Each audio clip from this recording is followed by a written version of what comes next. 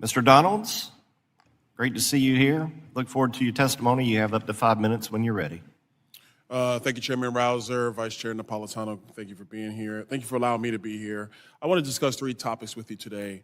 Number 1, water quality. Number 2, transportation. And number 3, nuclear energy. I represent Florida's 19th Congressional District, which covers Lee County and Collier County of Southwest Florida. My district is full of environmental treasures, such as white sandy beaches, lakes, rivers, streams, creeks, not to mention a wide variety of unique aquatic specimens that call these water bodies home. The quality of the water impacts my constituents and our local economy on a daily basis, hence why water is my office's number 1 priority.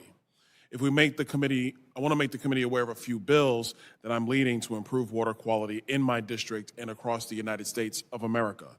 First, I introduced the Water Quality and Environmental Innovation Act on a bipartisan basis with Representative Gottheimer of New Jersey.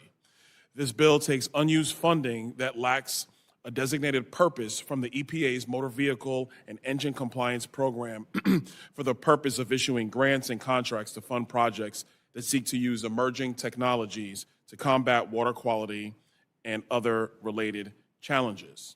Innovative technologies may include artificial intelligence, robotics, distributed ledger technology, eDNA, quantum, etc. This bill takes an outside-the-box approach to remedy potential water quality concerns such as harmful algal blooms, sea level rise, acidification, accumulation of trash and plastics, etc. Next, I previously introduced another bipartisan bill called the Combat Harmful Algal Blooms Act. This bill is simple. It adds harmful algal blooms to be eligible for major disaster funding under the Stafford Act. To illustrate the importance of this to Lee County's economy, Lee County's fishing industry has a value of $618 million. An economic loss from harmful algal blooms can equate to $195 million. Lee County's coastal economic output is $11.1 billion. Harmful algal blooms can cost my area $3 billion. Lee County's property values near the coast is roughly $19.1 billion. Economic losses from harmful algal blooms can equate to $3.8 billion. I would also note that I'm introducing a bill in the near future called the Convert Harmful Algal Blooms to Fuels Act, which is another bill that takes a unique approach to combating Florida's water quality challenges. Briefly, this bill builds upon the Army Corps' Habitats program to take aquatic algal biomass and convert such algae into alternative fuels or biofuels.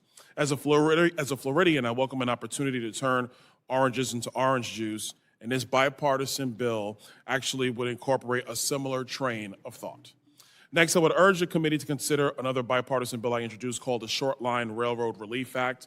There is approximately 600 short line freight railroads in the United States, most being owned and operated by small businesses. The Seminole Gulf Railway is the one that's in Southwest Florida in Congressional District 19. This was actually subject to damage from Hurricane Ian, so time is of the essence to try to repair that railway line so that our local economy can get back on track as quickly as possible. Finally, I've introduced several bills related to nuclear energy in this Congress. A few of them have been referred to your committee chairman. Nuclear is the cleanest option in America's energy arsenal. Nuclear is a bipartisan issue. I know a lot of our colleagues up here on Capitol Hill have a desire to release or eliminate carbon emissions.